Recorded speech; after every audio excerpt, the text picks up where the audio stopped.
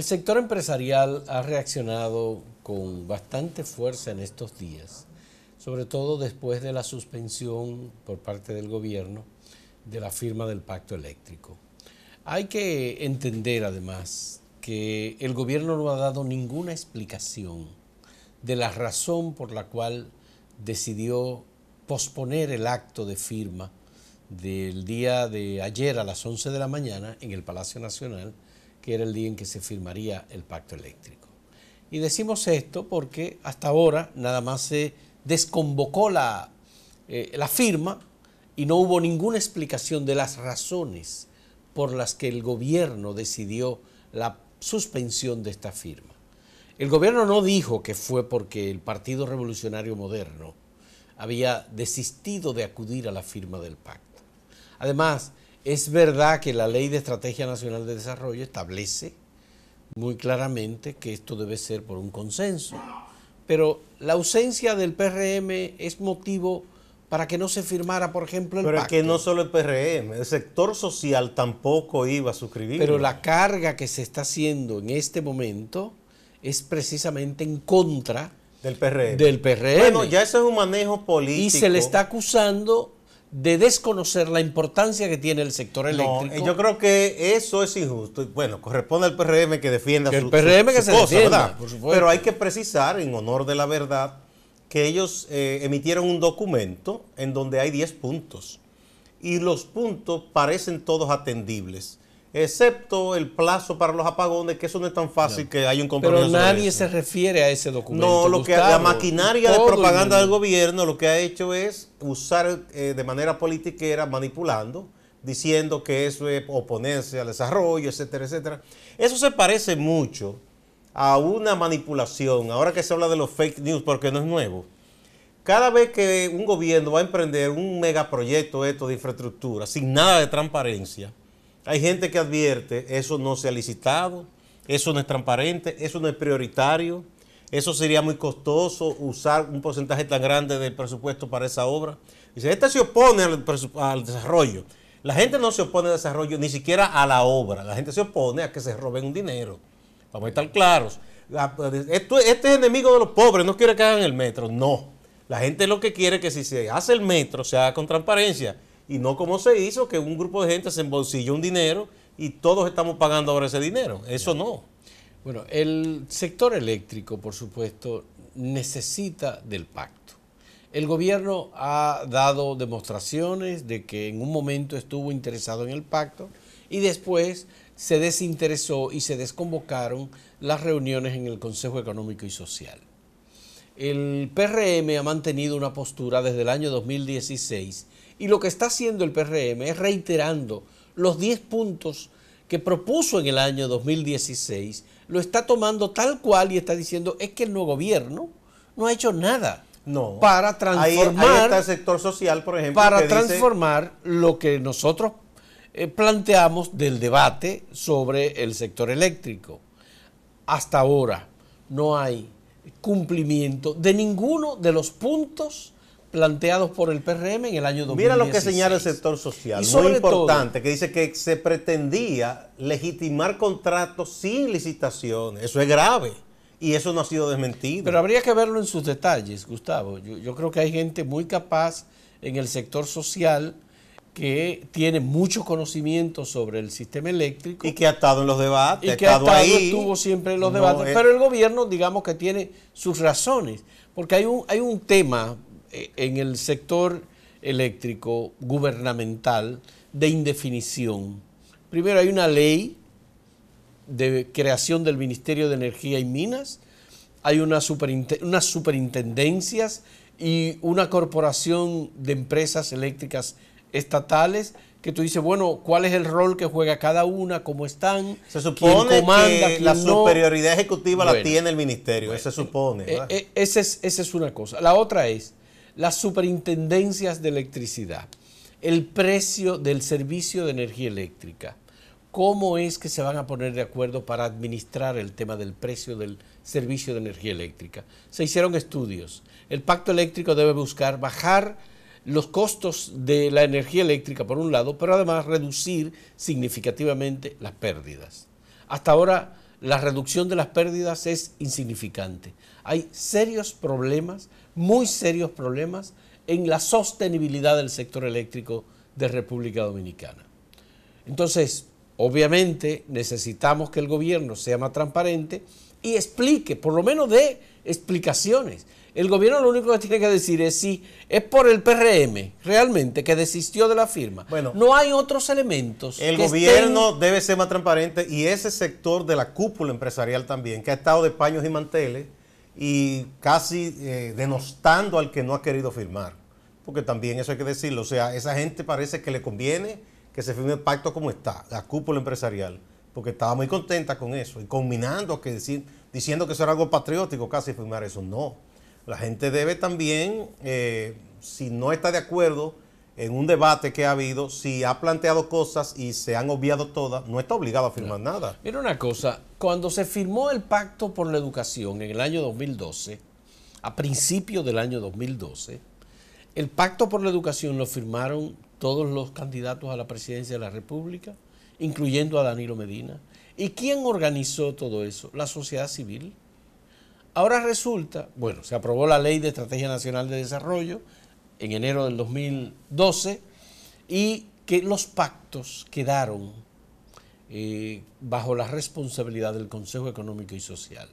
El primer pacto se firmó por la educación en el ámbito de la sociedad civil y parece como que se transmitió la responsabilidad al Consejo Económico y Social, que no participó del pacto educativo, en realidad. Ni en la lucha por el 4%. Entonces, ahora bien, el pacto eléctrico, quien lo ha organizado ha sido el gobierno. ¿Por vía de quién? Del Consejo Económico y Social. ¿Quién dirige el Consejo Económico y Social? Lo dirige Monseñor Agripino Núñez Collado, que tiene la función de secretario de Estado o de ministro, como director, presidente del Consejo Económico y Social. Iraima Capriles, sí. Está en la parte ejecutiva, que es una ejecutiva que responde a Monseñor Agripino Núñez Collado. Cuando los miembros del gobierno, el ministro de Energía y Minas, funcionarios de la Corporación Dominicana de Eléctricas Estatales, el ministro de la Presidencia, Gustavo Montalvo, participaron y estaban participando la Comisión Nacional de Energía, etcétera, en los debates, ahí estaban. Pero llegó un momento en que se retiraron. Y su retiro significó la muerte de las sesiones del Consejo Económico y Social. Lo cierto es que aquí se habla mucho de buscar consenso, de diálogo. Hay que recordar aquello que todo fue no más que una mascarada, los supuestos diálogos nacional, en el primer gobierno de Leonel, que se invirtió una millonada, muchísimos documentos. Y eso fue una perdedera de tiempo. Le toman el pelo a la gente. Bueno, sirvió como un ejercicio democrático, Gustavo. Bueno, pero un ejercicio democrático nada más que para tomar café y comer. El diálogo nacional fue una experiencia interesante. Pero no dio ningún resultado. Es que eso es simplemente una politiquería de los gobiernos. Pero no por el diálogo, Gustavo. No dio resultado. Porque el gobierno no aplicó nada. El seguimiento deficiente, débil. Del gobierno. Del gobierno. Pues entonces, el gobierno que convoca se sirve con eso y da la imagen de que es muy abierto y democrático. Entonces luego hace uso para cualquier cosa de esos informes, de esos insumos que paren esos diálogos. Entonces luego se dice que la gente no quiere dialogar, que no, que lo que quiere, pero es que yo creo que esta sociedad está cansada de que le tomen el pelo con todas esas cosas. Yo creo que ese Consejo Económico y Social, eso no tiene ya razón de ser. Que no sea que tenga ese espacio ahí, Monseñor, doña Iraima, y que el gobierno diga que eso demuestra que este país es democrático y que aquí se dialoga. Porque luego hacen lo que les vienen ganas los gobiernos. Entonces, ¿para qué? Hagamos una pausa.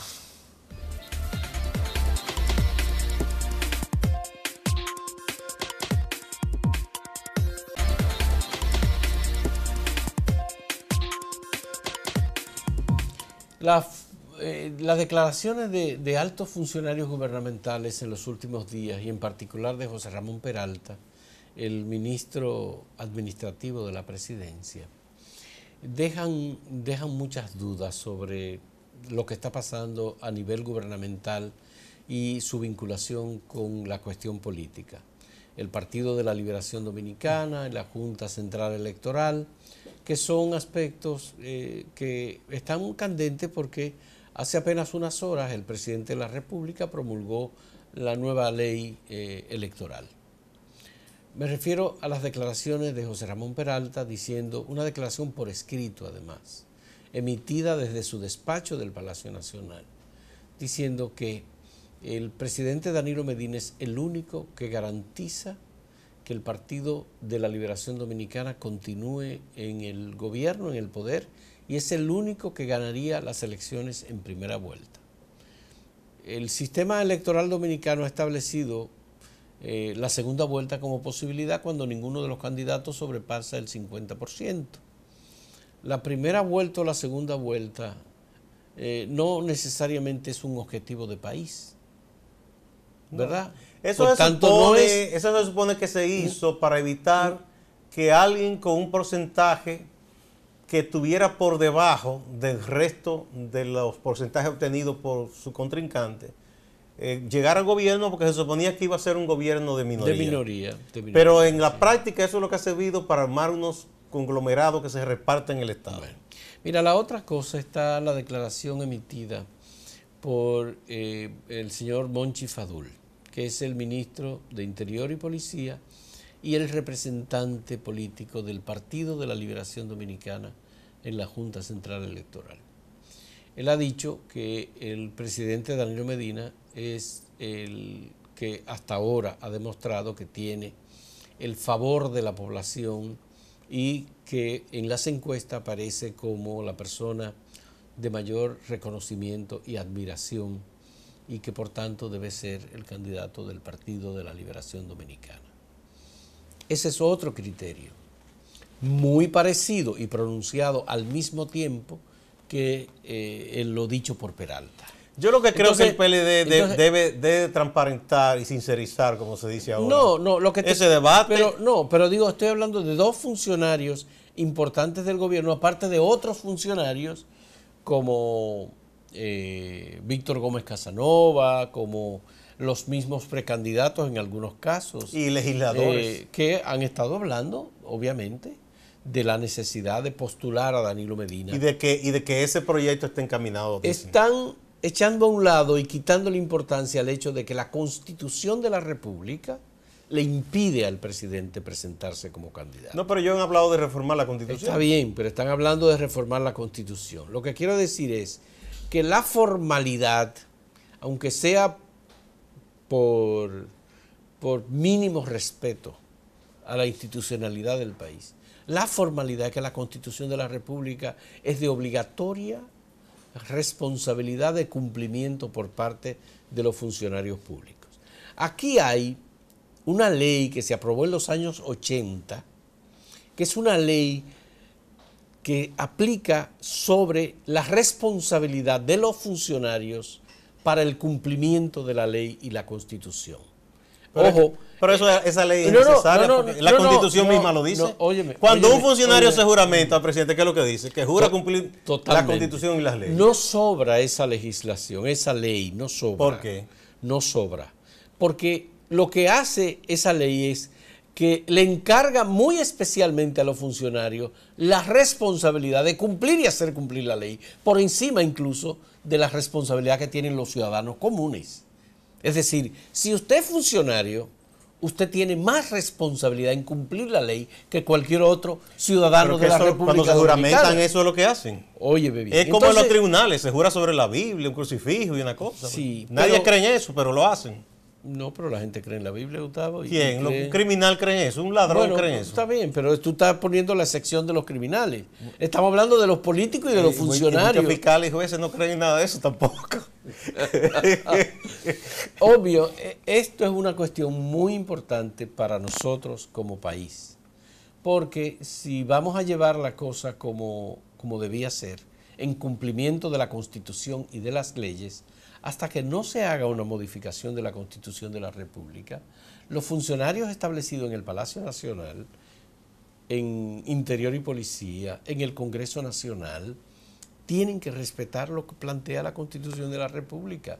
No pueden hablar del presidente como precandidato o como candidato. No, porque ellos no están hablando como precandidato. Ellos dicen que ellos quieren que se reforme la Constitución. Es un derecho que tienen. Eso es un deseo, ellos son un dirigente político. Sí. Yo lo que creo que el PLD debe abordar ese tema sin dilación. Pero bueno, abordarlo y decir si, bueno, sí, vamos a proponer una reforma o no. Porque mientras tanto, eso está desviando el foco de atención que debe tener un dirigente político, ¿verdad?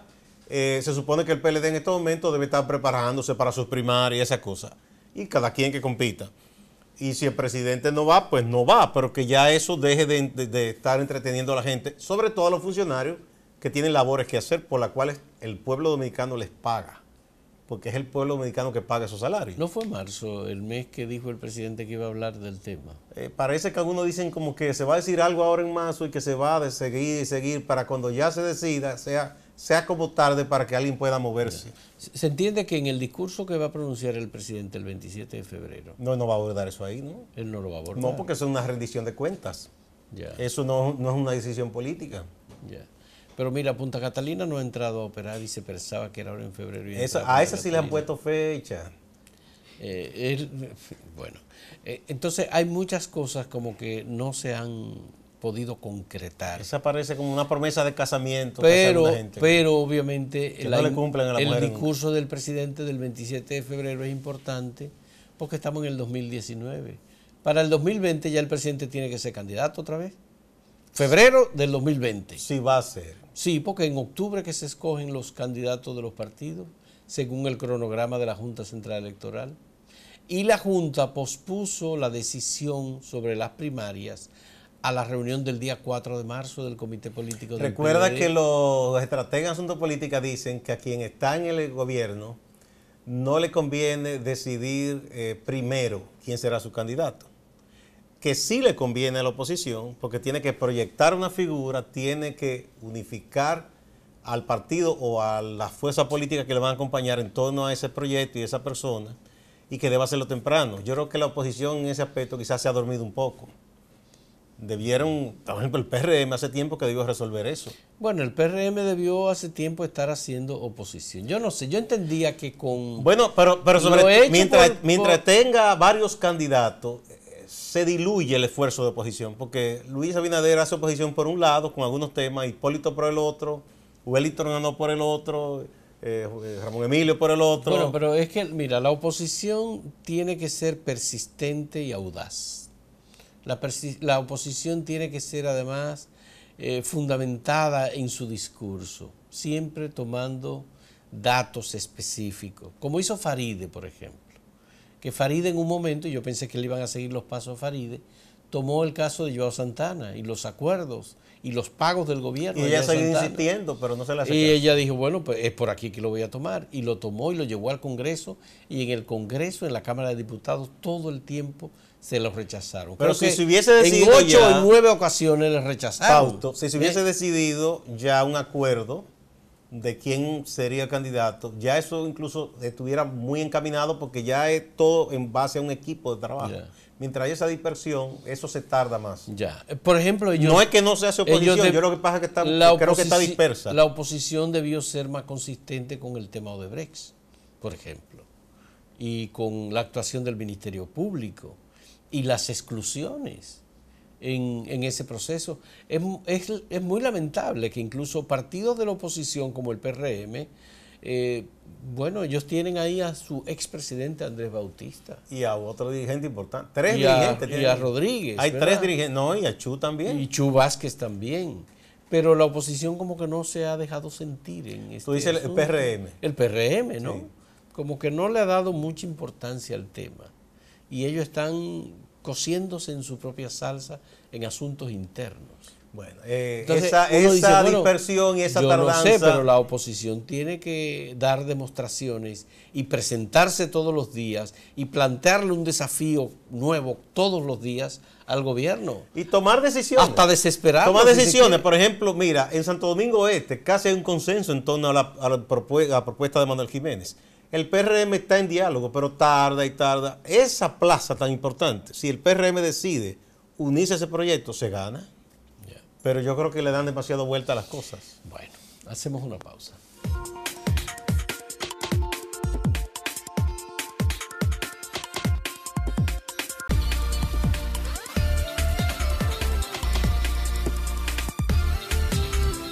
Damos paso al compañero Máximo Laureano directamente desde Santiago de los Caballeros. Buenos días, Máximo. Buen día en cabina, buen día en estudio desde Santiago y la región norte para compartir algunas informaciones importantes.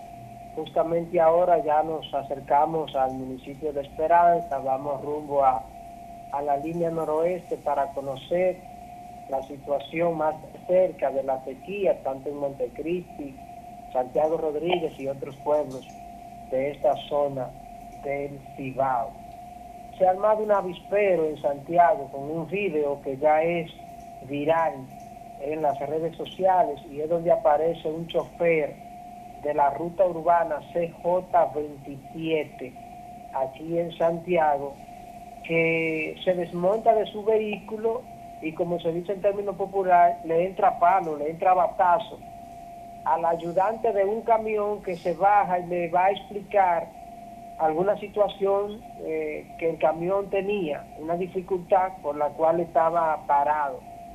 El chofer se desesperó y entendió que el camión no podía estar ahí y le entró a batazo a este hombre que se encuentra en una situación crítica.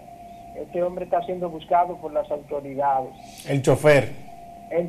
Bueno, Máximo, ese es un tema delicado porque las autoridades van a tener que reforzar el comportamiento de los conductores de vehículos. Por ejemplo, aquí hubo uno esta semana de un chofer de Caribe Tour que mató a un motociclista. Le pegó un tiro en la cabeza a un motociclista porque le rayó el vehículo. Y entonces, hace un ratito aquí compartíamos el tema de que cada conductor de esto anda mínimo con un bate. Mínimo. O un machete. En una ocasión, el general de la Cruz Martínez, cuando estuvo en esta plaza, el fenecido ya, hizo un operativo y recogió machete, bate y todo tipo de palos, porque los choferes andan armados con este tipo de herramientas. Debo recordar que este chofer pertenece a la ruta donde hace unas cuantas semanas se hizo un antidoping, un operativo sorpresa, y se encontraron 20 choferes más positivos. Sí. Fueron alejados de la ruta. A esta hora, la CONATRA, el Consejo Nacional de Transporte en Santiago, está convocando a un encuentro de prensa para hablar del tema, rechazar este tipo de acciones y están llamando a las autoridades a que actúen contra este hombre que casi mata a otro. En otro tema, decirle que en lo del bombero que fue muerto en Villa González antes de anoche, como ustedes apuntaban, que la forma en que lo habían matado como que no parecía un atraco común. Las informaciones que yo he obtenido es de que este joven pues parece que era un jugador compulsivo y tenía deudas con muchas personas. El bombero. Sí, el bombero. Se cree que por ahí pudo haber venido la situación. Mientras tanto, la policía ya en algunas informaciones preliminares ha descartado que se tratara de un robo. Eso es en relación al bombero. El bombero es identificado como Starling Toribio de Villa González. Fue muerto a tiro la noche de este martes. Otra información, bueno, ya hablamos del tema del mercado, que hoy vamos a presentar una historia en acento. Ayer conversé con los vendedores que no están nada contentos con Abel Martínez, porque ellos dicen es lo que tiene que venir y si hay alguna situación de anomalía, arreglarla, buscar los responsables y continuar la obra, porque ellos están hacinados en una caseta en medio de la insalubridad. ¿Cuándo se empezó, se aprobó que se iba a construir esa obra, Máximo? 4 años y medio tiene esa obra. Que eso fue en la sindicatura de Cerulle. En la gestión de Gilberto Cerulle. En el trabajo se va a ver lo que argumenta el ayuntamiento. Ellos presentan sus papeles, dicen que son 120 vendedores debidamente registrados con contrato y que ellos lo que quieren es que le terminen el mercado. Eso Bueno. por hoy en este informe. Muchas gracias, Máximo Laureano, por este informe sobre Santiago, y que te vaya bien por la línea noroeste en ese viaje de revisión sobre el tema de la sequía. Que por lo menos no podamos parar en Madonna. Bueno. Muchas gracias. Ahí se come Máximo. muy buen queso en esa zona, Máximo. Y buen chivo también. Sí, sí. Bueno, en la zona de Esperanza también. Señores, muchas gracias a cada uno de ustedes por la compañía. Hasta mañana.